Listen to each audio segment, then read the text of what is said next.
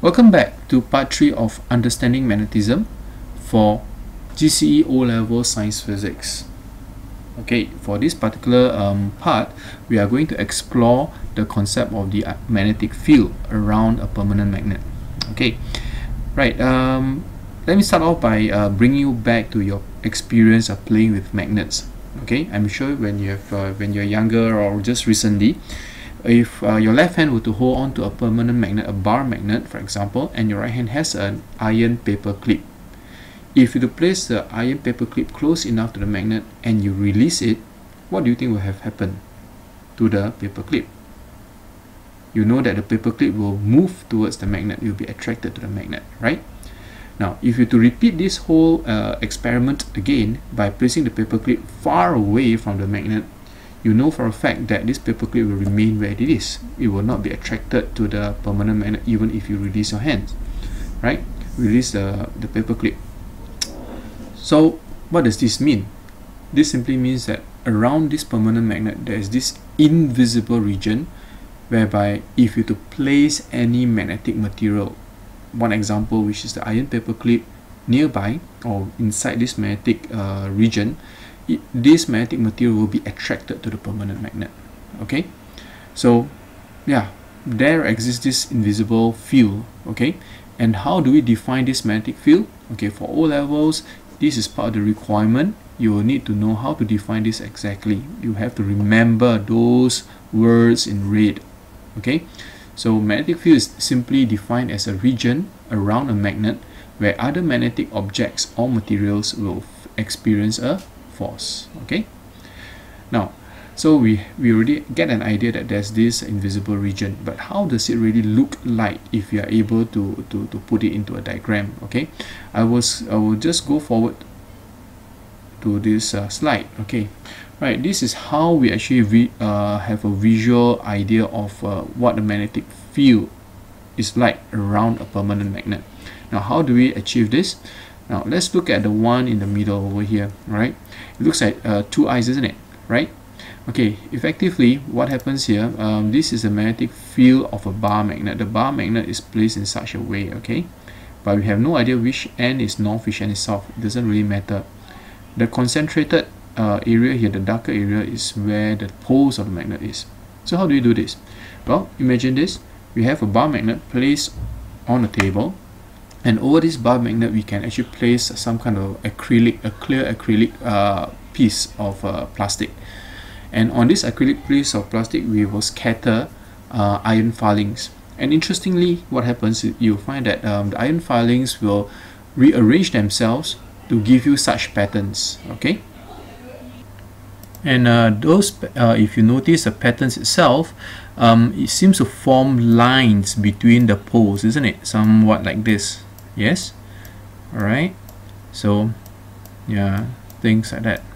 Okay, so this gives us an idea how a magnetic field around a permanent magnet actually looks like. Okay, a sense of it. Now let us go back to the previous slides. Okay, so now I hope the diagram right at the bottom over here makes more sense to you. Okay, it looks somewhat like this. Right, the lines which I have drawn earlier on is along the center of the magnet itself. Okay, now so how do we really explain a magnetic field line in that sense? Okay, so this what we are saying is that the magnetic field, as we have seen, is made up of lines or path which we call magnetic lines of force. A free north pole of another magnet would travel. Okay, what that simply means is that we realize that, hey, besides just the line itself, there's also a certain direction to the lines itself. Okay, and the direction of these magnetic field lines is always from the north pole of the permanent magnet towards the south. So for example, look at this particular field lines, magnetic field lines. The direction of the field line is from the north towards the south. Likewise this as well, this one. Okay, over here it may seem that the arrow stops suddenly, but it is not. It's because actually if you to draw that, you will have to draw a bigger few lines. Okay, and that's just not possible. Likewise for this doesn't just abruptly stop here. It should just curl around and goes back and join over here to the south pole. Okay, right, moving on. Okay, one of the requirements for O-level science physics is that you will need to draw magnetic field lines of a given magnet. Okay, so what are the few properties of the lines that we need to observe? Okay, now experiments have shown a few things. The first one will be this: outside the magnet itself, the lines always start from the north pole and end at the south pole. Within the magnet, lines continue from south pole to the north pole. Third, lines can never cross each other. Fourth, lines tend to shorten their length as if under tension. Lines tend to repel each other sideways. Okay, so these are the key guides to drawing the magnetic field lines. Okay, now let's move on. Right, this is how it should look like. If the north pole is on the right hand side and the south pole is on the left hand side, take note, this is how the magnetic field lines will appear.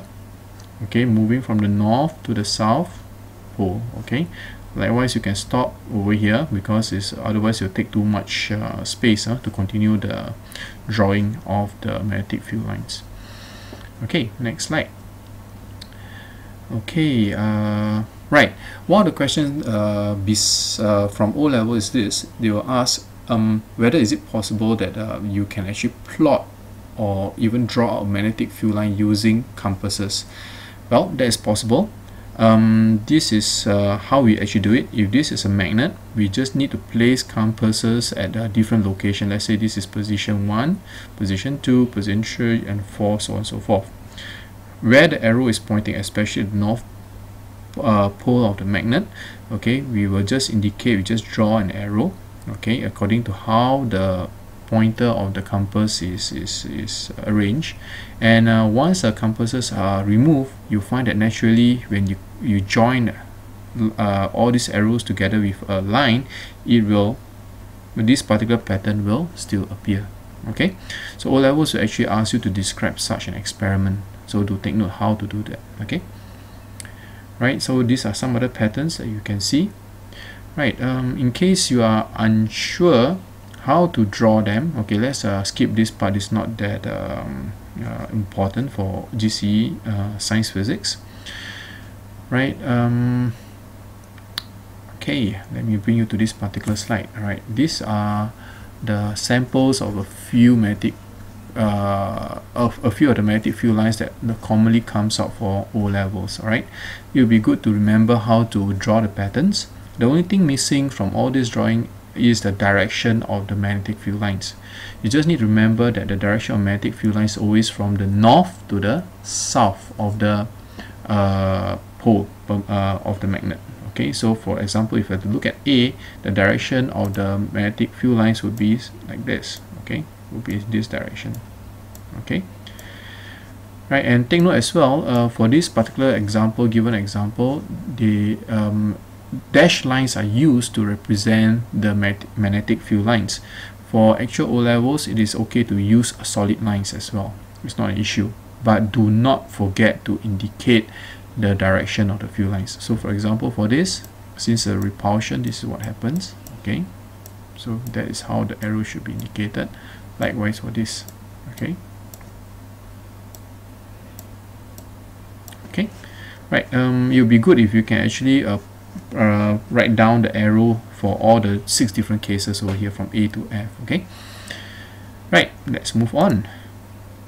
Okay, soft and hard magnetic, we have covered this earlier on. And okay, for the next few slides, from slide 47 all the way to slide 50, just suggest that you have a look through at it.